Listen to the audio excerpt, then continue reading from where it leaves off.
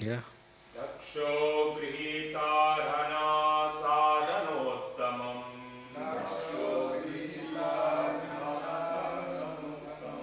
Yagyeshwaram vishvashijam param gurum.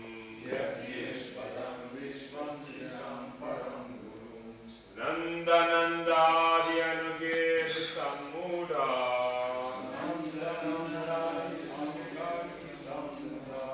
Hinan prapedye prayata kritanjalihi.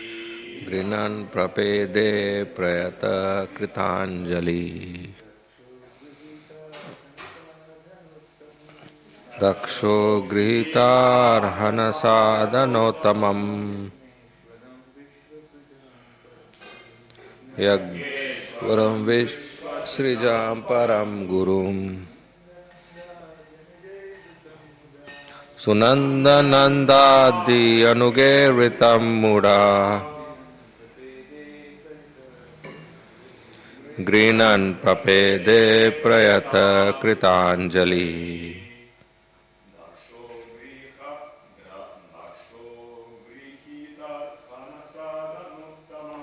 Daksho grihitarhana sadhanottamam.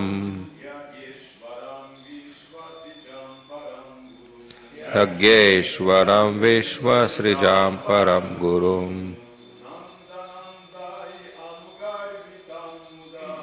Sunandanandadi anugeritam muda.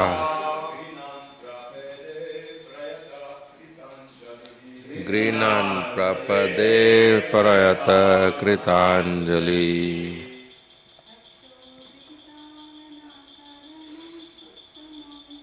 Daksho grihitarhana sadhanotamam. Neshwaram vishvasrijam param gurum. Sunandanandadi anugeritam muda. Grinan prapede prayata kritanjali. Daksha Grihita accepted. Arhana rightful. Sadhana uttamam sacrificial vessel. Yagna Ishwaram unto the master of all sacrifices.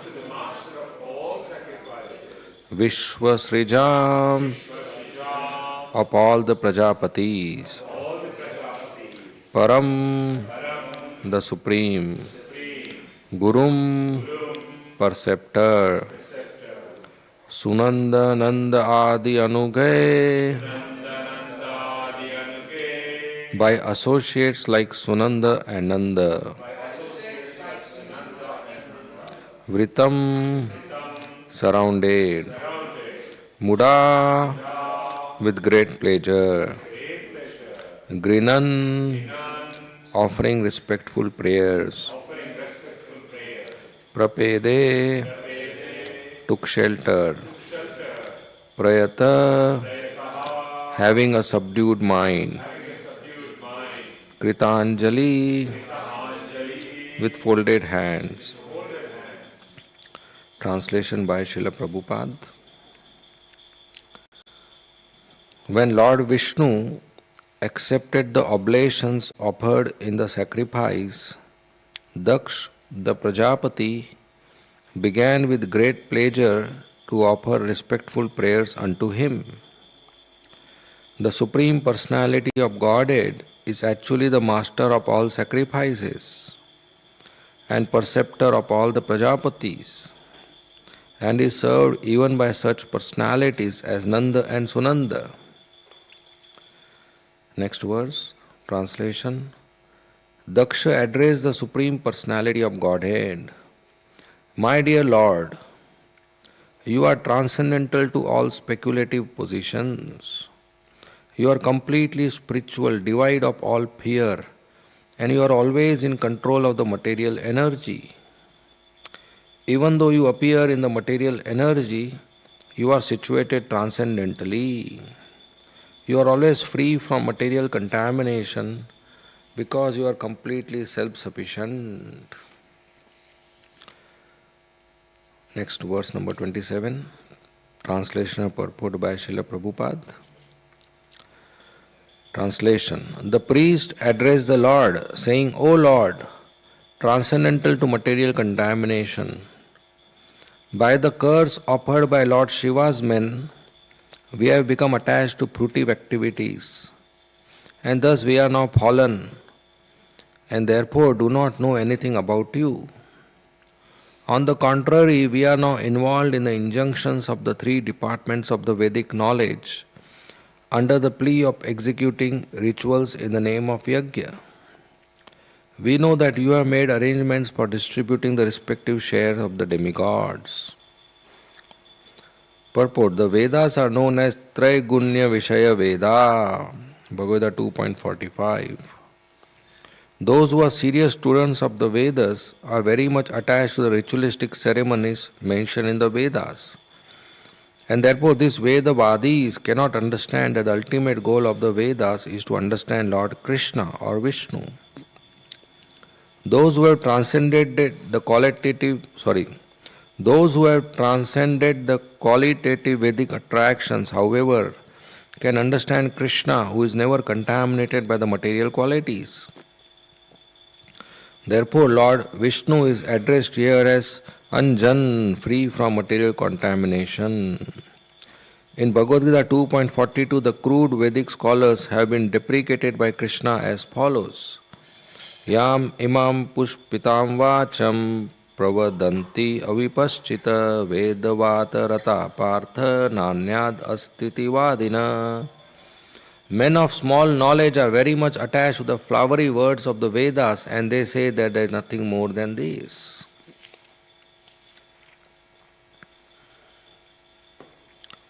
Om Agyantimirandasya Jnananjana Shalakaya Chakshu Unmilitam Yena Tasmai Shri Gurave Nama Nama Om Vishnu Padaya Krishna Prishtaya Bhutale Srimate Bhakti Vedanta Swami Iti Namine Namaste Saraswati Deve Gauravani Pracharine Nirvishesh Vadi Paschatya Deshatarine Jai Shri Krishna Chaitanya Prabhu Nityananda He Advaita Gadadhara Srivasadi Gaur Bhakta Vrinda Hare Krishna Krishna Krishna Hare Hare Hare Rama Rama Rama Hare Hare.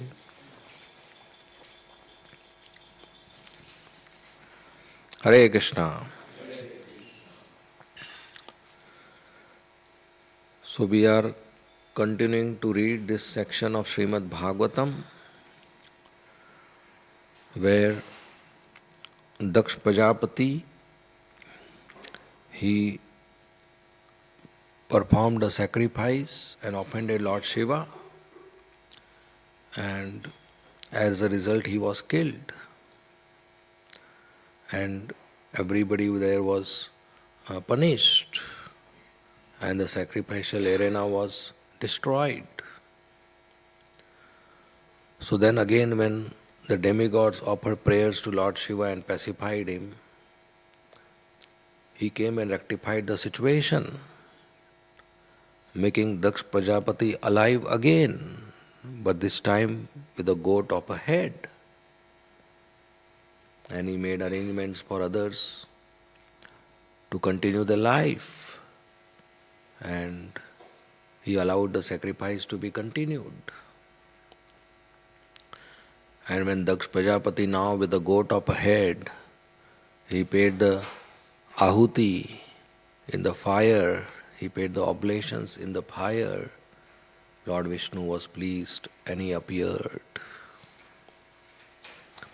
So after all the aparad to Lord Shiva and the suicide of Mother Sati, and the destruction, and the violence, and the bloodshed, and the violent beheading of Daksh Prajapati, and now with the head of a goat offering oblation in the fire.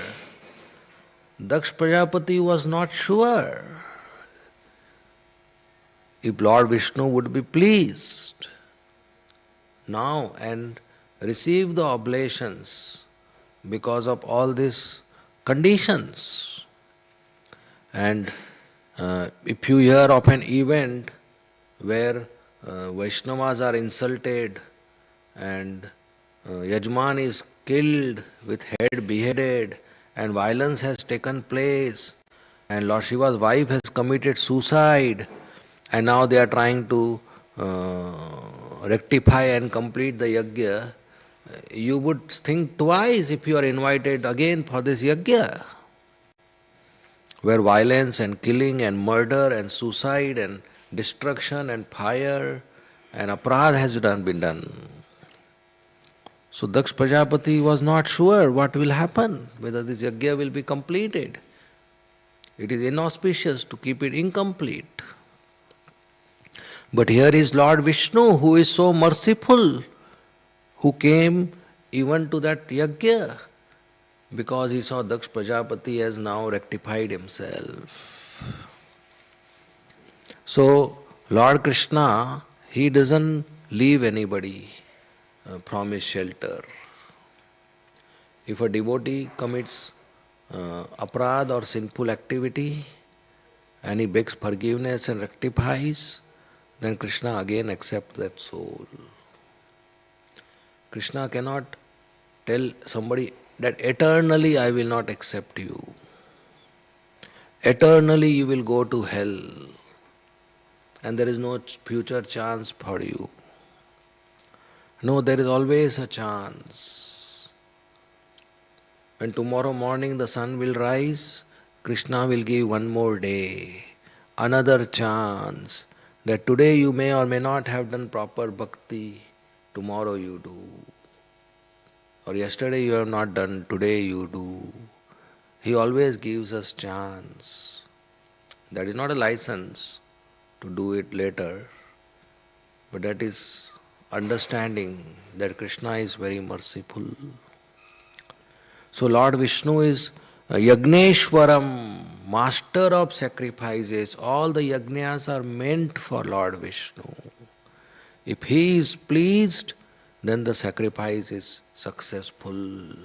If he is not pleased, even if there are all the priests and the chanting of mantras and the pure ingredients and guest and everything, if he is not pleased, then there is no value to that sacrifice. There is no meaning to that event. So Daksh Prajapati is very, very grateful, very, very happy that in spite of all this, in spite of me offering oblations with the head of a goat and chanting mantras with the mouth of a goat, Lord Vishnu has accepted my offering. So Lord Vishnu is head of all the demigods and a master of all the Prajapatis and master of all the sacrifices. And he is like a king, he is never alone. When he appears here, he appears with Nanda, Sunanda and other associates. He is not alone, he is always with his associates, he is always with his devotees. So he has appeared and given his darshan. Daksh Prajapati is very happy. And now he pays his obeisances and offers prayers. We see repeatedly in Bhagavatam, prayers are offered to the Lord when he appears, or he is about to appear, or when devotees are in danger. And that is appropriate. Vandanam, offering prayers to Krishna, is one of the item of devotional service. Even if we have material desires, we can pray to Krishna. It is not highest, But it is fine. It is not against Krishna consciousness. It is not pure devotional service. But that's how we continue our bhakti at different stages. And when a devotee, even for material desire, prays to Krishna, Krishna fulfills his desires beyond his imagination. The demigod fulfill our desire based on what we deserve, and that may or may not be favorable for our life. That may or may not be favorable for our spiritual advancement. But whatever desires Krishna fulfill, that is 100% favorable for our spiritual advancement. And if it is not favorable, Krishna will not fulfill it. So the demigods don't take care of our spiritual growth. They only make sure the transaction is appropriate. They are pleased by our offering or penance and worship, and they fulfill our desire. But Krishna is different. Krishna is like a father. Demigods are like shopkeepers. If a person goes to shopkeeper to purchase a cigarette, and if he is of age appropriate, the shopkeeper will give cigarette in exchange of cash. But if a son goes to a father's shop with money and says, "Father, I want to purchase cigarette," it's father's shop. Father is not going to sell cigarette to his own son. Say, "No, that is not good for you." So shopkeeper is happy to sell cigarette, but the father is not happy to sell cigarette to his son. Why? Because that's not favorable. So demigods may give us whatever we ask, but sometimes it's unfavorable. But Krishna doesn't give. So when Krishna says no, that means he loves you. When he says no, that means he is attending to you. That is love of Krishna. The father says no to the son out of love. The shopkeepers keep saying yes, yes, yes, because there is no love, there is only profit and transaction. So we go to Krishna, we are protected, and our desire is fulfilled much better. There was a naughty boy whose mother told him, "Look, tomorrow we are going to my sister's house, your aunt's house, and there you should not be naughty. You should behave well." So the boy said, "Okay." So next day they went to mother's sister's house. Both the sisters are talking, and the boy is sitting quietly in the chair on the sofa. After 1 or 2 hours of talking, the aunt thought this boy is sitting quietly, maybe he is hungry. She brought a box of chocolates. And this boy is very naughty, and his chocolates are his favorite. Every day he forces his mother to purchase chocolates, and now there's a big box of chocolates. This box of chocolates. So the aunt says, "Have chocolate." And he said, "I don't want." He said, "Children like chocolates, have some." He said, "I don't want." He said, "You must be hungry, eat few chocolates." He said, "I don't want." He said, "I am giving you with love, eat 1 chocolate at least." He said, "I don't want." 10 times she requested, and every time he said, "I don't want, I don't want, I don't want." What she will do, she left it. Both the sisters continue talking for 2-3 hours more. You know, when 2 sisters meet, the agenda cannot get over. They have to catch up. Annual meeting, 12 months agendas, they have to catch up. The only way the meeting gets end is one sister tells another sisters, "Okay, rest of the things we will talk on phone." So somehow they ended the meeting. And the aunt felt bad. This boy is not eating anything. It's 3 hours already. So with her hand, she took a handful of chocolates and put it in his shirt pocket. He said, "Go eat on the way." So on the way, this boy very rapidly takes 1 chocolate, unwraps, puts in the mouth. Before he finishes, second, unwrap, put in the mouth. Third, unwrap, fast, fast. So the mother is shocked and surprised. She said, "What kind of behavior is this? My sister told you 20 times, eat chocolate, eat chocolate, eat chocolate. You say, I don't want, I don't want, I don't want, and now you are eating so fast, fast. What is this?" The boy smiled. He said, "Mother, my hand is small. My hand is small. If I had taken with my hand, very less would have come. But because I didn't take with my hand and aunt gave with her hand, look, so many came." Clever boy, right? So, in the same way, this world is a box of chocolates, and all of us want some. If we extend our hand to grab, very less will come because our hand is small.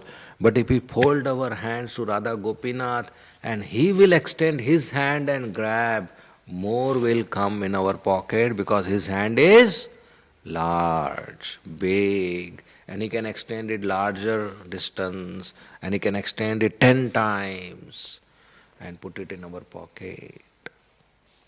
So these hands are not meant to grab objects. This hand is meant to fold and pray to Krishna, who will fulfill our desires beyond our imagination. Already he has done. When we were born, we got oxygen, we got fruits, we got milk, we got fire, we got earth, we got sky, air, everything we got. Eyes, nose, tongue. If in the womb you were told, make a list of all the objects you want, do you think that list would contain everything? We would not even know what to ask for. But we got everything. That is beyond our imagination. That is Krishna's mercy. In Srimad Bhagavatam, there is a description in third canto of Kardam Muni. Kardam Muni is a brahmachari, staying in the forest, having no house, no food, no clothes, no utensils, and fasting, no money, staying under a tree and worshipping Krishna, doing penance and bhakti. And Krishna gets pleased, and Vishnu comes on Garuda and shows himself, gives his darshan. Kardamuni pays full dandvat pranam and offers prayers. And at the end he says, "My dear Lord, I want to marry, I want a suitable wife." Vishnu said, "I already know your desire. In 2 days, the emperor of this planet, Manu Maharaj, will come on a golden chariot with his beautiful girl Devhuti, Rajkumari, princess, his daughter, and he will do Kanyadan, he will gift the daughter, and you accept her. She is a qualified wife for you." Kardamuni was so austere, and because of no eating, he was so skinny that when Vishnu came to see him, Vishnu had tears in his eyes seeing the tapasya of his devotee, and that tears formed Bindu Sarovar. That place is even today there in Gujarat, Bindu Sarovar in Siddhapur. And that happened after 2 days. The emperor of the planet, Manu Maharaj, came on a golden chariot with Devahuti, the beautiful daughter. And he gifted the daughter to Kardam Muni, and he married, and later on they got son Kapila Muni, avatar of Vishnu. Even an ordinary father, will he give his daughter to a boy who has no house, no money, no clothes, no utensils, no food, not even a mobile or bank balance? No. What to speak about the emperor of the planet?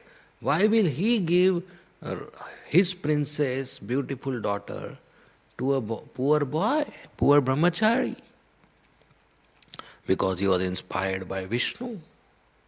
And Devuti was not an ordinary girl, she was a very beautiful princess with all good qualities.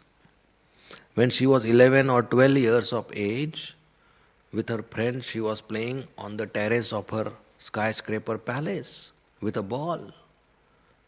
And one private plane was passing in the sky. One Gandharva was in that plane. Gandharva are celestial singers and musicians. This Gandharva used to sing and play musical instruments in the assembly of Indra and watch the beautiful Apsaras dancing. So this Gandharva, he saw Devahuti playing with a ball on the terrace of her skyscraper palace. And he saw such a beautiful girl, so beautiful that this Gandharva fainted on the floor of his plane seeing her beauty. A Gandharva who sees Apsaras dancing every day in the Indra planet, if he faints by seeing Devahuti, how beautiful she must be. And such a beautiful girl, Kardama Muni got to marry. His desire got fulfilled beyond his imagination. If Kardama Muni had uploaded his biodata on a matrimonial website, do you think he would have got Devahuti? Would ever an event happen that Devahuti opens a laptop and shows to Manu Maharaj, my dear father, this profile is very nice. He has no money, he has no food, he has no clothes, he has no house, he stays under a tree, he is fasting every day. I will marry this boy. Would that happen? No. He didn't upload his biodata on a matrimonial website. He prayed to Vishnu and his desire got fulfilled in such a way. So, we should learn to increase our dependence on Krishna. That is perfection of life. Not learn to increase our dependence as we are taught in material education on material energy, on our skill, our talent, our hard work, our contacts, our job. Well, that is there in Varnashram to perform our duty, but we should know Krishna is our maintainer.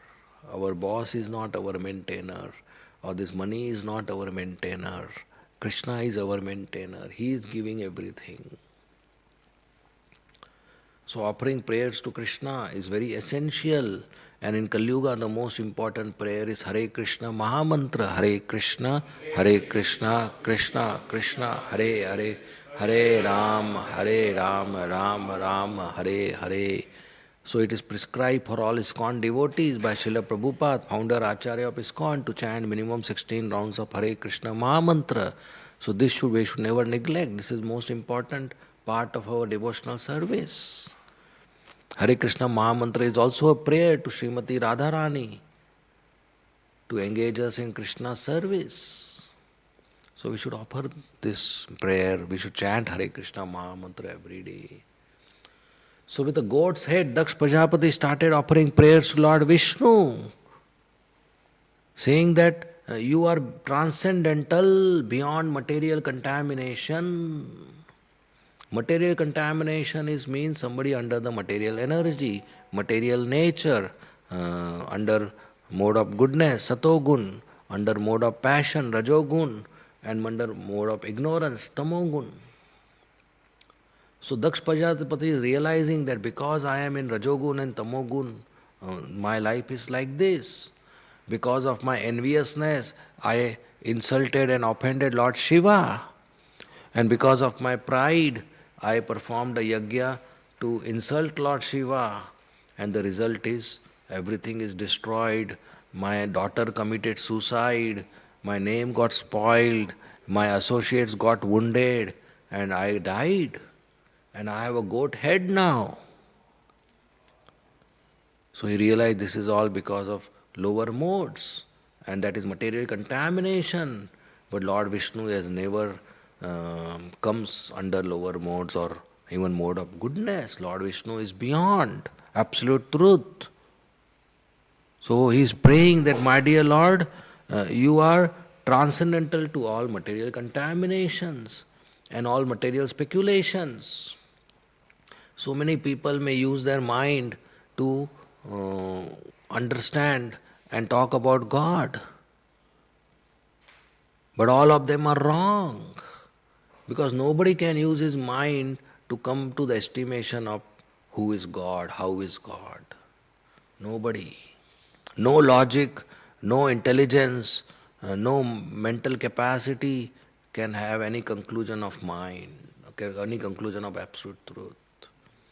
This is all speculation. By speculation you cannot understand Krishna's position. Srila Prabhupada gives example of a frog in the well. One day a frog from the ocean came to meet the frog in the well. And when they were talking, the ocean frog said that I am coming from the ocean. And the well frog said, what is ocean? The ocean frog said it is very, very large body of water. He said, how large? Is it double than the well? He said, no, more than that. Is it 4 times the well? He said, no, more than that. Must be 10 times, cannot be more than that. No, no, it is more than that. 15 times. However estimation the frog in the well does, can he understand what is an ocean by that estimation? No. One who uses well as a measuring unit to understand the ocean cannot understand an ocean. One who has experience of the well cannot use that experience to understand what is an ocean. So speculation means we have experience of this material world and we cannot use that experience to understand Krishna. We have senses and we cannot use these senses to understand Krishna. We cannot use our mind and intelligence to understand Krishna.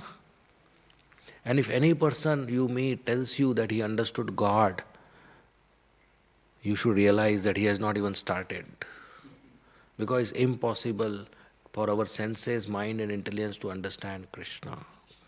The knowledge of Krishna is not an academic subject matter to be understood by our academic intelligence, senses and logic. The knowledge of Krishna is revealed in the heart of a devotee who has service attitude, who gives submissive oral reception to the Srimad Bhagavatam.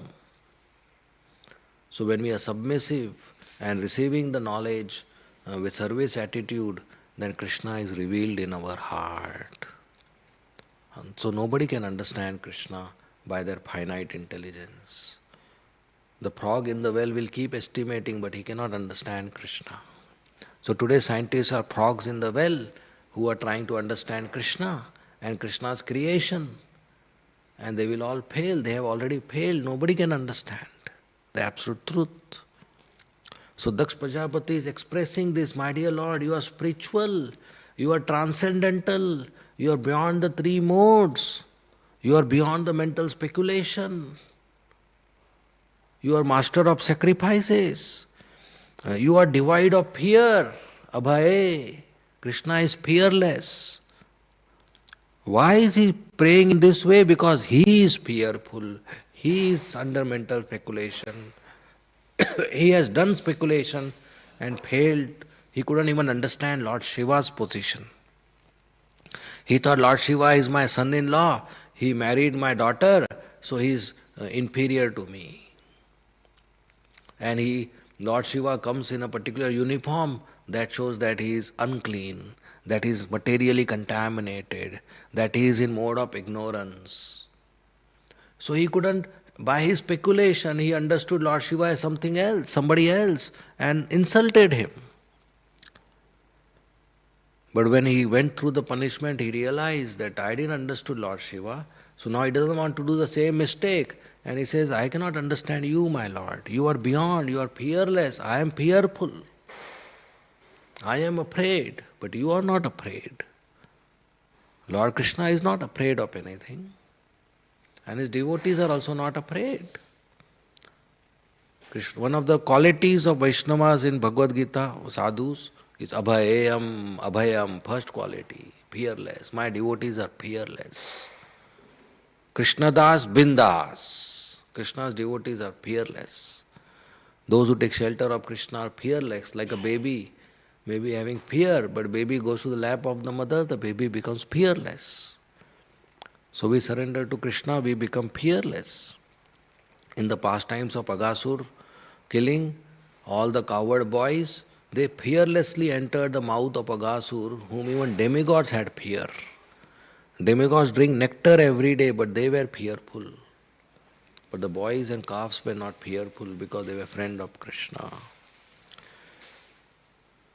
So he says that you are fearless And even though sometimes you take birth as a human child, so it appears like you are going through the same growth and changes and transformations as other people do, but you are beyond material energy. Like we see the moon changing phases. The shape of the moon changes every day. But is it really happening? Is the moon really decreasing and increasing? No, moon is same. It is our eyes which are covered, because of which sometimes we see half moon, partial moon, full moon, no moon. Moon is not happening, these changes are not happening in the moon. These changes are happening in our vision.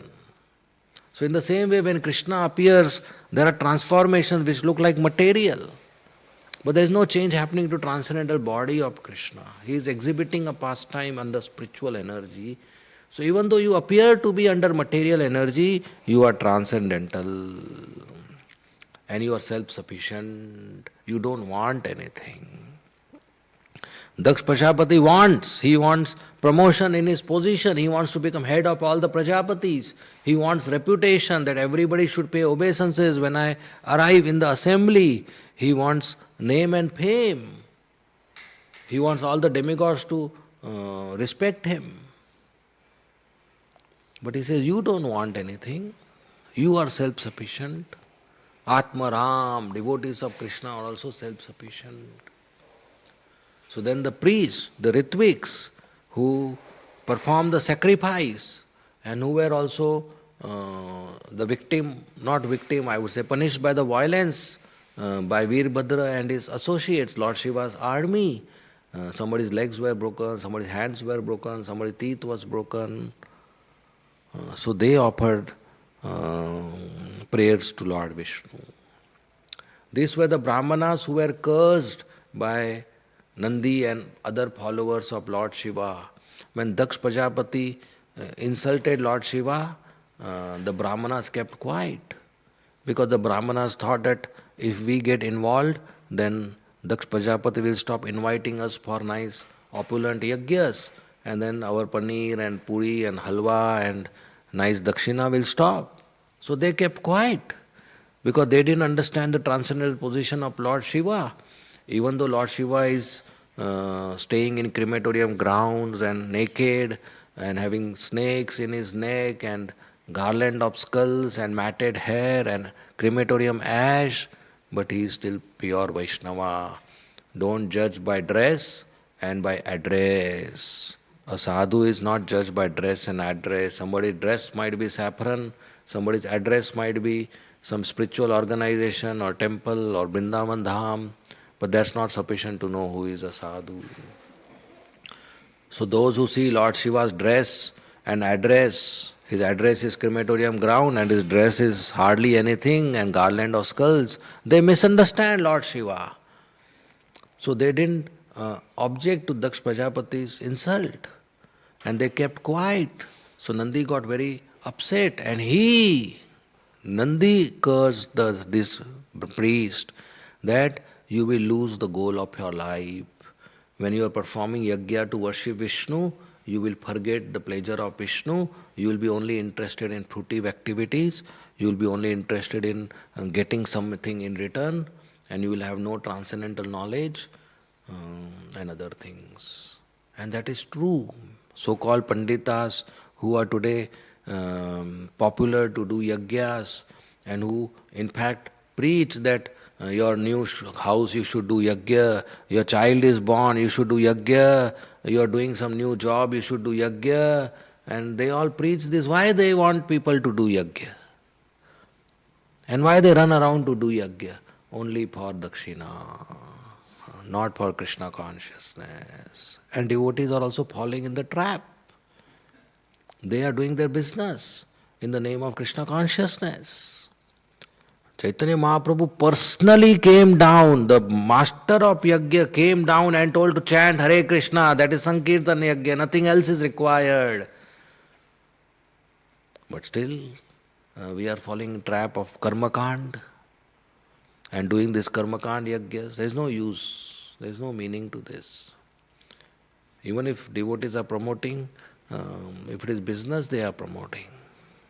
It is not required.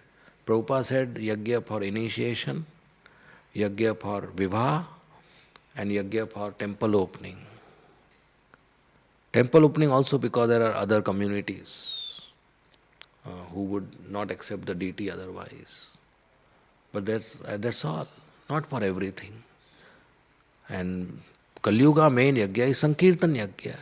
So new house, baby born, death happened, something happened, just chant Hare Krishna and feed devotees, and that's all.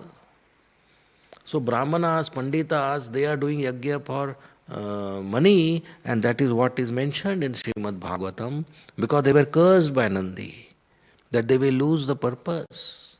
They will lose the purpose of pleasing Vishnu. They will be engaged in fruitive activities. And if there is a yajna where there is no donation, nobody is going to go. Voluntary yajna. There is no concept called voluntary yajna. They will preach that without donation yajna is not complete, and they will wait for it. So of course, some may do it genuinely to earn money and practice Krishna consciousness so that they don't have to do other material job, but they should not promote it as a parallel to Krishna consciousness. Karma Kanda is not parallel to Krishna consciousness. Comparing Karma Kanda with Krishna consciousness is offense. It is eighth offense of the holy name. So these Brahmanas and those who are not in Krishna consciousness and busy doing yajnas, they are not in real sense spiritualists. They are karmakandis. So these Brahmanas were cursed like that, so now they are praying. That is our misfortune. And we have example in Vrindavan of the Brahmana village where Krishna and Balram sent his boys to ask for some prasad. But the Brahmanas who were busy in yajna, they didn't give. And he sent them again to the wives of the Brahmanas and they brought prasad. Because the husbands, they were not devotees. They were busy with yajna. But the wives were pure devotees, so they brought prasad for Krishna Balram in spite of resistance from their house, from their family and husbands and in-laws. So the Brahmanas later on realized their mistake and they accepted their wives as their spiritual masters. And they said, to hell with our yajna, to hell with our Ved part, to hell with our brahmacharya, to hell with our Sanskrit knowledge, to hell with our other knowledge, Vedic knowledge. What is the use? We never develop taste for serving Krishna, we develop attachment to Krishna, but our wives are so fortunate that they develop love for Krishna.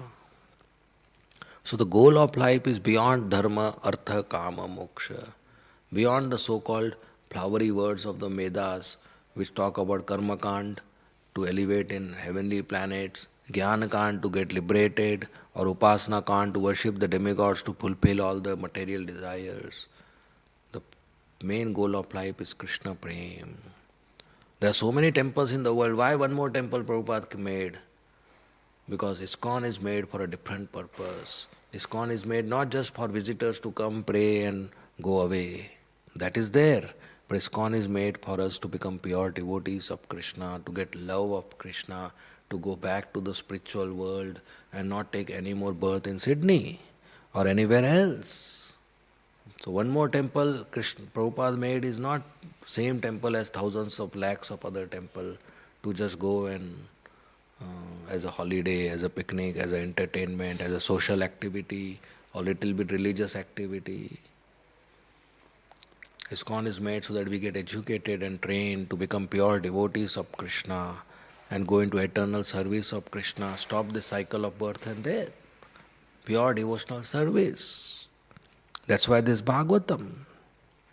So those who get attracted to Vedas for material profit, for ordinary religion, for economic development, for sense gratification, or even for liberation, that is not good. Bhagavatam starts rejecting dharma, artha, kama, moksha. And Veda is busy with dharma, artha, kama, moksha. So only when we come in contact with pure devotee, only when we read Srila Prabhupada's books, we realize the goal of this knowledge, the goal of this life. If today we ourselves choose Vedas and Puranas to read, we will be so busy following the instructions that we will forget pure devotional service. If we distribute books, Vedas, Puranas, Upanishads to general public, and they start reading and practicing from page 1, do you think they'll become pure devotees? No, they will get busy with so many verses who's telling them before toilet, wash 27 time hand, first wash left hand and right hand, and after toilet, take 3 times bath, and they will be busy with all these rules and regulations. It's a Srila Prabhupada who has given the essence of all the scriptures to us, and today we are able to practice bhakti and grow in Krishna consciousness. So Prabhupada books are the basis. Without Prabhupada books, there is no possibility of spiritual life in Kali Yuga. Just picking up Vedas and Puranas, nobody can become a devotee. Because they talk so nicely, flowerily, ornamentally about performing material karma and going to heavenly planets, people will forget spiritual life. They'll just be busy in ritualistic activities. But Prabhupada, Srila Vyasadev's Bhagavatam and Prabhupada's purports, they help us to come on the track. So we don't have to pick up the instructions from Vedas for ourselves. Prabhupada has already picked up what is needed. So we just follow Prabhupada as it is. No addition, no subtraction. Whatever he has mentioned in the books, as it is we follow, we will please him and we please Radha Gopinath and our spiritual master in the Guru Parampara, and we go back to Krishna. So we should not fall into this trap which was cursed by Nandi to the Brahmanas, to get busy with fruitive activities and forget the goal of life. Our goal of life is Krishna Prem, service to Krishna, pure devotional service to Krishna, and we should be eager to associate with devotees and perform this. Okay? We'll end here. Thank you very much. Srimad Bhagavatam ki jai, Srila Prabhupada ki jai, Hare Krishna. There any comments or questions? Yes, Radhika Prasad Prabhu. Thank you very much for this very nice class. Hare Krishna. You made a very good point about how Krishna's nature and existence is beyond the speculative and academic scope. And I found it very nice and interesting that you said it's a revelation. So the problem we have is there's at least 90 revelations floating around now, including Amazon. So if you just type revelations, there's at least 90, which are all certified by the same academics or even religions to be everybody saying it's my true revelation. So when we have so many revelations and we are dependent on revelation, it is foundational. How do you classify? And how do you, maybe I should say, how do you put them in a pyramid? Come back, revelation you are saying. Yeah, you said, which is correct. I mean, I agree with you. You said it has to be revealed because Krishna's nature and existence cannot be speculated. It has to be revealed, which is a very nice point. The problem I have mentioned is that there are so many revelations. There's a revelation in Bible, there's a revelation in Hadith, there's a revelation. Even one of the devotees have written a book on revelation. So there's 90 revelations going on. So how do you put that in a pyramid and see which is the right revelation? What's the testimony? What's the verification? By reading all these books titled with revelation, how many people have become devotees? But by reading Prabhupada's Bhagavad Gita and Bhagavatam, millions of people have become devotees. That itself is a proof that this is highest. And we just follow that. And we preach that. How many people have read such books and gave up their job, gave up their family, gave up their house and joined ISKCON? I read Bhagavad Gita when I was in IIT, and just by reading that book, my dress and address changed. Which other book in Amazon, apart from Prabhupada books, somebody has read and his dress and address has changed? There is no such. Today there are millions of devotees. Before Prabhupada books were published, these books were there. But there were no such changes in the society. So we preach honestly that this process works.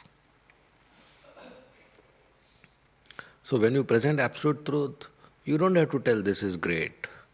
People will automatically see. Right? When the sun comes up, the moons and stars, are they there in the sky? Yes. They are there, but they are not visible in front of sun. So in front of Bhagavatam, everything is finished. Just present Bhagavatam in the market.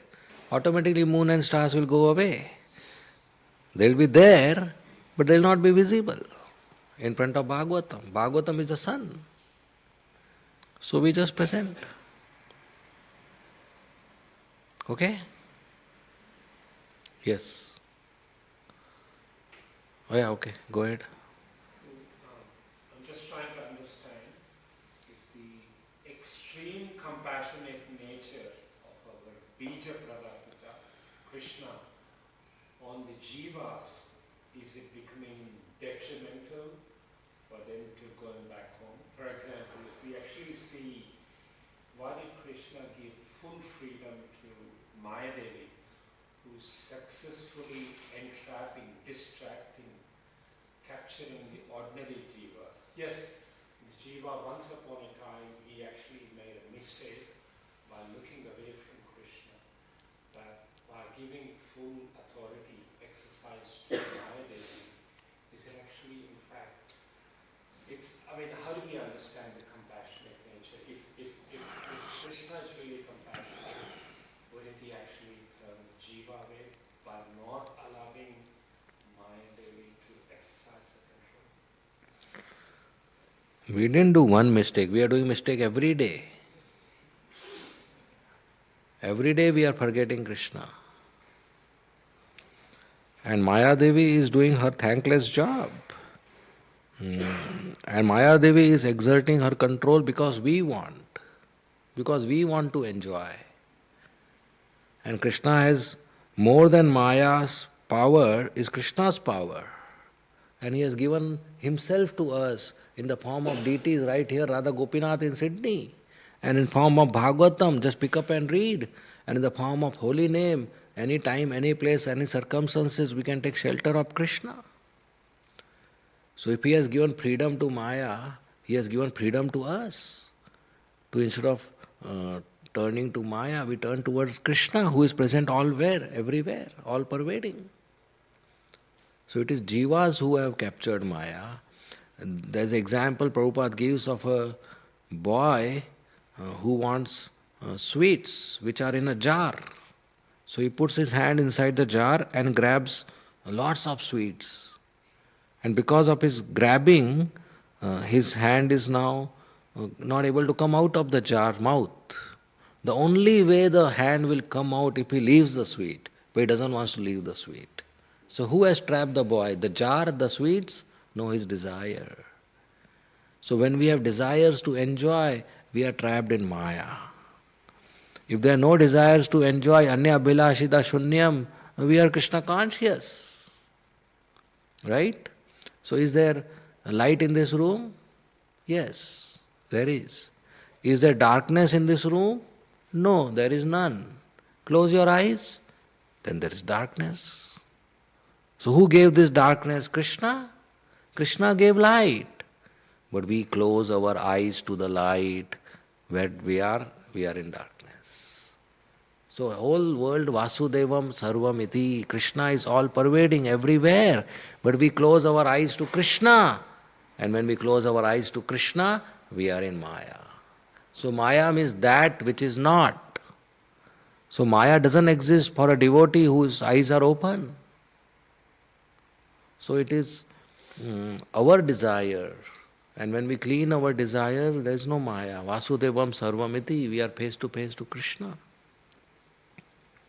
So Krishna's very great compassionate nature is not on Maya, it's on us. That he has given us the holy name. He has come himself so many times as avatar and as deity, and he has sent his devotees. Krishna could as well as say, forget this material world, I am enjoying in the spiritual world, I have nothing to do with these people. They did a mistake, now I have nothing to do with them. He can as well say that. Can anybody protest or go against him? No. But He is still concerned about us. That's why as Paramatma He is in our heart. He is in the heart of a pig. And as deity He is coming, are we doing great service for the deity? As happens in the Golok Vrindavan? There Radharani cooks for Gopinath. And she is cooking since millions of years, unlimited years. And up till now she has not repeated a dish. Here same dal, rice, roti, sabji we give him, still he eats. So what he has to do here? What is he getting here? This is his great compassion that he has come here. Only to reclaim us, come back as Paramatma in our heart and sending his devotees and Bhagavatam and holy name. So I would say we have caught Maya. Maya has not caught us. So we have to surrender to Krishna. Mama Maya Durataya. Krishna says, my Maya is very difficult to overcome, but Prapadyante, if you surrender to me, it is like a calf's hoof print. Calf hoof print, you don't have to do anything, just walk out. So it's Krishna's great mercy. Okay? Yes. So we're talking about we should increase our dependence on Krishna. So how can we increase our dependence on Krishna? Dependence on ourselves, thinking that I am the Lord, or like dependence on others? Hare Krishna. So we just perform as per the directions of Guru Sadhu Shastra. What Krishna has told us to do, we do. Rest He will take care. So we do more and more service to Krishna. He will take care. Even if we perform our duties and karma, we should know the result is coming by Krishna, given by Krishna. So we offer the result to Krishna. And like food, we offer it to Krishna and then consume. If somebody is earning, he gives charity to Krishna. So whatever we just serve Krishna, He will take care. He is taking care. And even if we do some other activity, the result is coming from Krishna, so He should be offered first. And if we hear every day and read every day, internally we will get more dependent on Krishna and we lose our anxiety and fear that Krishna is there, He will take care. Okay? Yes? Yeah. Hare Krishna. If a person is complete, satisfied, and in bliss, then that person doesn't want to change anything. Like the person wants to change something when the person is bored or had some desire. That means, desire means a person is not happy with the status quo or what is the situation. So if Krishna is all complete, why in the very beginning He created the universe or created the lotus from His navel? So Krishna is complete and His creation is complete, giving us complete opportunity to become complete. So when we serve Krishna, we are complete. When we don't serve Krishna, we are incomplete. Krishna is complete, we are incomplete. So He is making a creation to giving us an opportunity to complete us. No, but what I am saying is, if Krishna was complete, why did Krishna created us or the universe or the Manu or whatever? He didn't create us. We are always with Krishna, but we left His service. So He is crying At some that, point of time, let me complete. there was Krishna only, and then nothing else. No. So something was created. No. Souls are never created. Souls are always with Krishna. Some souls left Krishna, so He is crying for them. That why did you leave me and go to Sydney? Come back to me. So He created an opportunity for us to go back to Him. So when I say Krishna, that includes the soul. Like what is your good name? Shailesh. So if I say, how are you, Shailesh? If I ask you, how are you, Shailesh? You'll say, yeah, good. How is your finger? I don't have to ask, how is your finger? When I say Shailesh, finger is included. Right? So in the same way, when we say Krishna, the souls are included. Krishna didn't create the souls. Souls are part and parcel of Krishna, like finger is part and parcel of your body. But some souls, they left Krishna, So Krishna is crying for them. So he created this world as a complete arrangement to give opportunity to the souls to complete their life by going back to Krishna. If Krishna is everywhere, what is the question of going back? I am in the temple, okay, then can I go to temple? If Krishna is If, everywhere, I am inside Krishna, if Krishna is within me, then what is the question of going back or all those things? You are this already there. this is not geographically going back. Suppose you are in the temple and sleeping. Are you in temple? Suppose no. Suppose sun is rising and you are sleeping. Did you see the sun? No. So somebody has to tell you, open your eye, sun has risen. So people are in temple but sleeping. Eyes are closed. So Krishna wants them to open their eyes and see Gopinath. If you really think this is Krishna, which is good, you will never leave this place. But everybody doesn't have 100% faith like you that this is Krishna. That way everything happens by the desire of Krishna. So like Ravana or Shishupal, or if somebody falls asleep, that is also a plan of Krishna and happens as per the desire of Krishna. Because not even a blade of grass can move without Krishna's sanctions. So even a villain is part of Krishna's desire. Well, Krishna sanctions everything, but villain also has free will. Do you think Krishna wanted Dushasan to pull Draupadi's sari? Dushasan misused his free will and power to pull her sari. Krishna doesn't want, he didn't call up Dushasan early morning, say today you have to pull her sari, haan, maja aayega. No, Dushasan misused his free will. So, Krishna sanctions everything, at the same time we have free will, where we can use our free will to love Krishna or we can use our free will to go against Krishna. If there is no free will, then we are stones. Who created the desire in Dushasan to pull the sari of Draupadi? Only Krishna can create desires. Krishna created, let me explain again, the soul is not created. No, desire. Yeah, let me explain. I got your question. The soul is not created. The soul is part of Krishna. And the soul is conscious. Soul is not stone. Consciousness means desires and free will. So the soul is expected to love Krishna. But Krishna doesn't forces that. So soul can use their free will to love Krishna. The soul, you can misuse the free will to do some selfish activities. So when the soul performs selfish activities in association of other conditioned souls, they get more impure in their consciousness. So one of the impurities is to insult somebody in this way, to pull her sari, to enjoy her.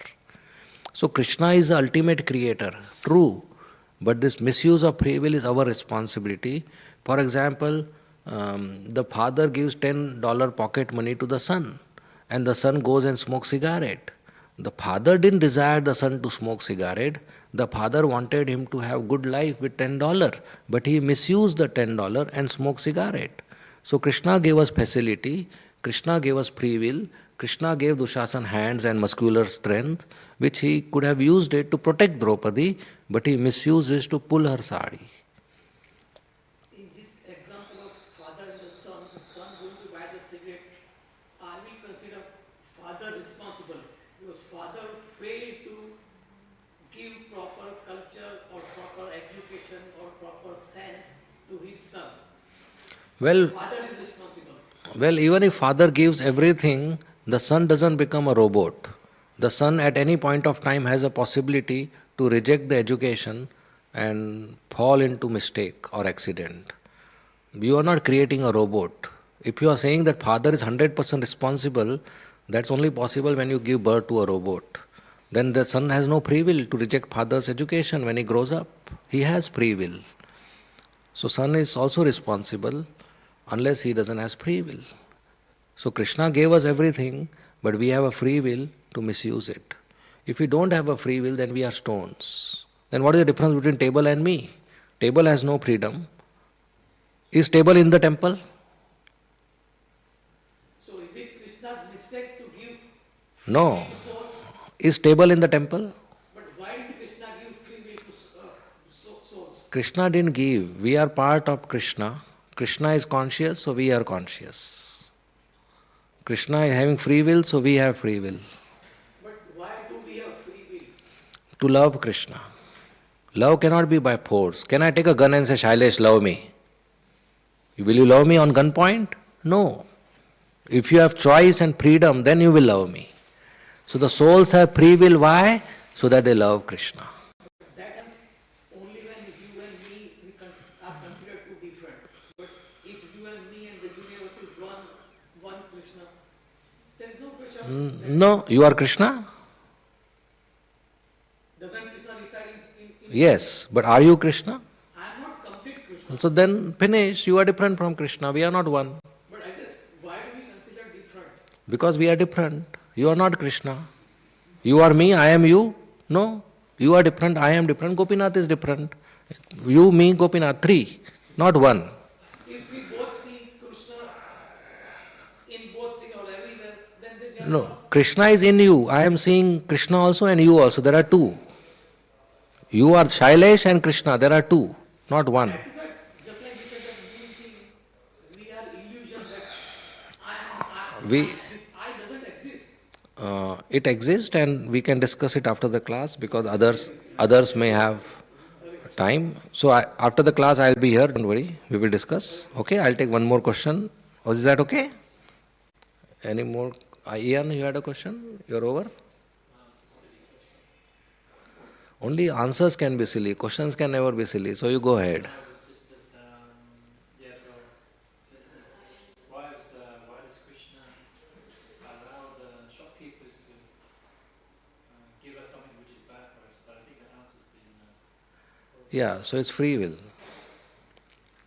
Okay? Yes, Ravi Shankar. Just to be correct, Srila Prabhupada mentioned the text really said, those who have transcended the qualitative Vedic attractions, however, can understand Krishna. What are these some qualitative attractions? Karma Kand, Jnana Kand and Upasana Kand. So this, people get so much involved with this that they don't remember the goal of life. Like somebody goes to airport, he's so busy with the shopping, he misses the flight. So we are so busy in this city that we forgot the purpose of our life is not to survive in this city but go back to Krishna. So those who read Vedas, they also get involved with the Vedic instructions, Karma Kand, Jnana Kand, Upasana Kand, and they forget Krishna. So unless you transcend this, the goal of life is unclear. Okay, it's time, so we will end. Thank you very much. Srila Prabhupada ki jai, Srimad Bhagavatam ki jai, Hare Krishna.